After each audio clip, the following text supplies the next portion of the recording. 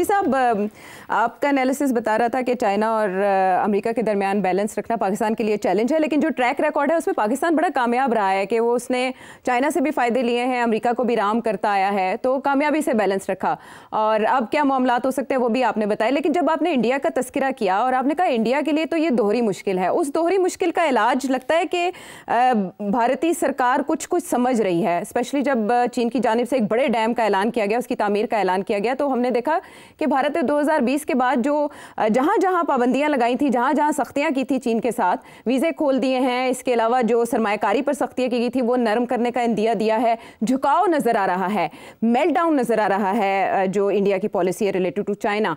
तो सरेंडर समझे हम इसका खामोशी से इंडिया का चाइना की तरफ? नहीं, ना सरेंडर है ना मेल्टडाउन है, ऐसी कोई बात नहीं है। सिर्फ बैलेंसिंग एक्ट है। इंडिया को इस बात का एहसास हो गया है कि अब चाइना को भी न्यूट्रलाइज करके रखना है। तल्लुकात अच्छे होने चाहिए, लड़ाई झगड़े बॉर्डर इश्यूज के ऊपर नहीं होने चाहिए और तजारत वापस रिस्टोर करनी चाहिए। इसीलिए ये कदम उठाए जा रहे हैं, क्योंकि इंडिया को नजर आ गया कि चाइना बहुत seriously is not tilting towards Pakistan, और ये इंडिया के फायदे की बात नहीं है।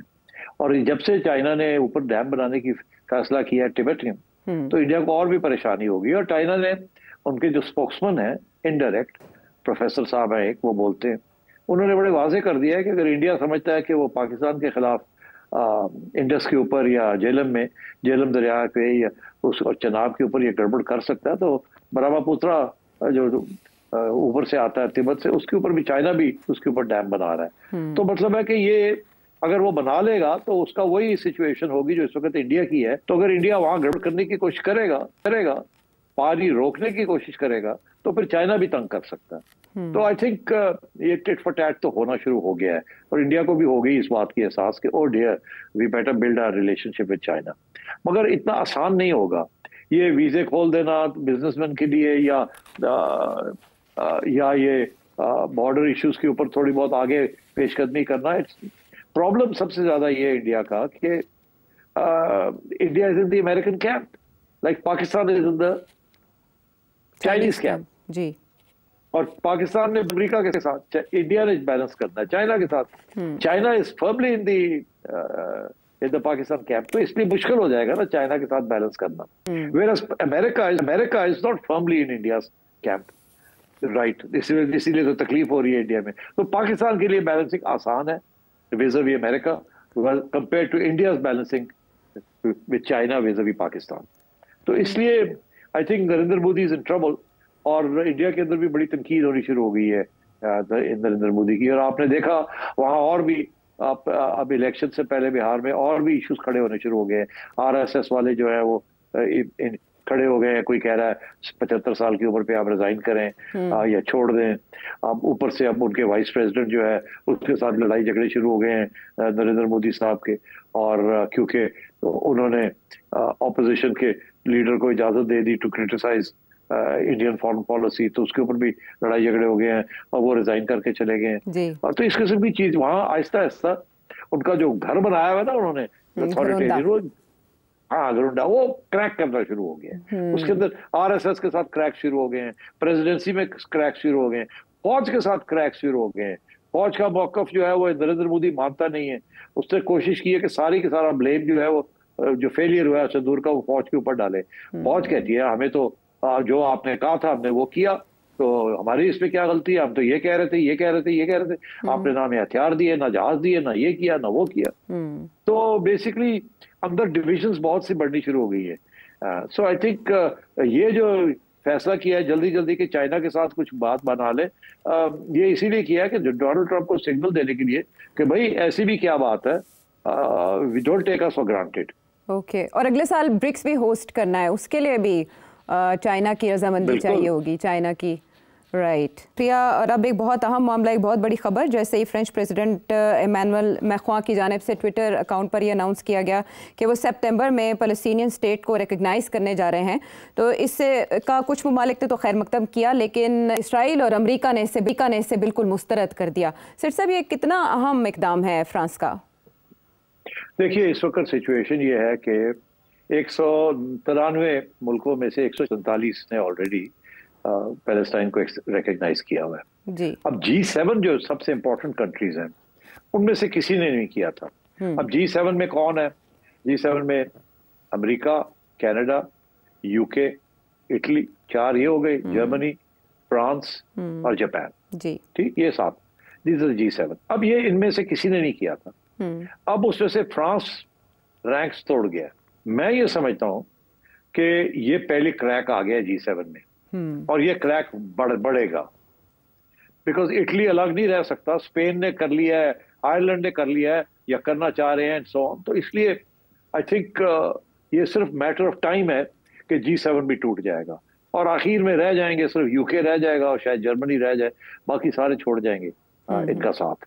अब बात यह है कि बिकॉज इतनी ज्यादा ह्यूमन राइट्स वायलेशंस हुई हैं, जेन्युइनली जेनोसाइड हुई है, कि कोई बंदा भी जो है ना वो अनअफेक्टेड नहीं रह सकता, कोई मुल्क अनअफेक्टेड। हर जगह पे जो local population are rising up in support of Palestine. इतना जुल्म किया है इजराइल ने कि कोई no one can.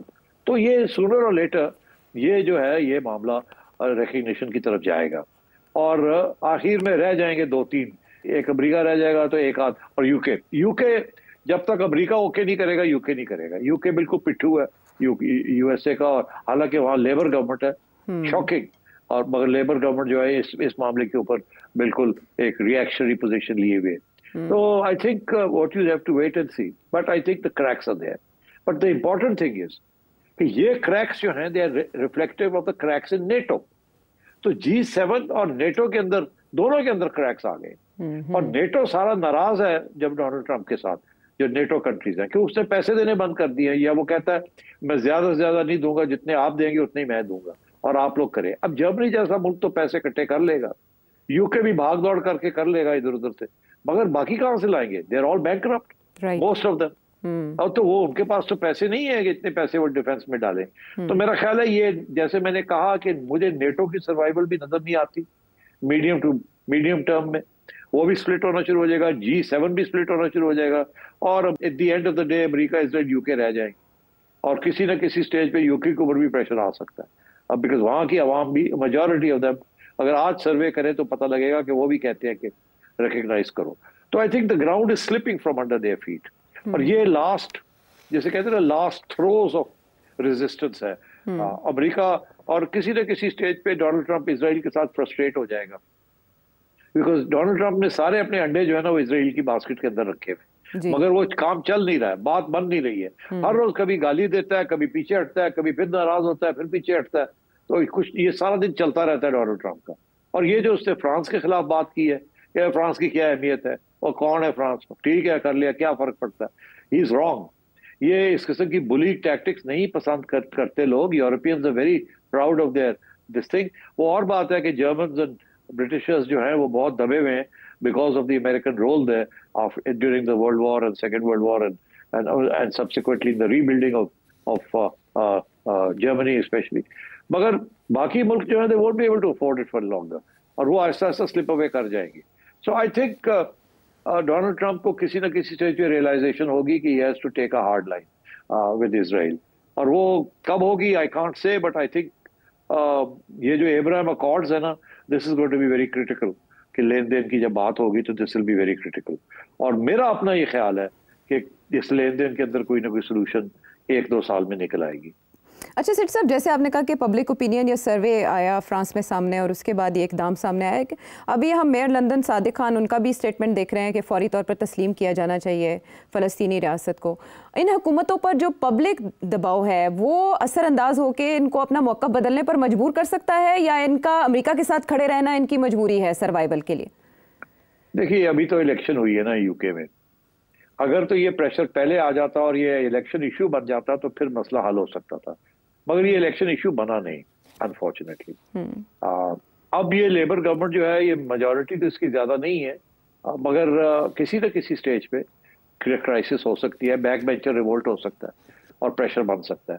Because Britain की जो जमहूरियत है it's a very robust strong democratic, और अगर आप वहाँ की आवाम जो है वो बिल्कुल, कुछ सर्वे होता है और वो सर्वे में पता चलता है कि इस किस्म की सिचुएशन है जो फ्रांस में थी, तो बिल्कुल प्रेशर पड़ सकता है on the current labour government कि आप कुछ अपनी पॉलिसी को चेंज करें।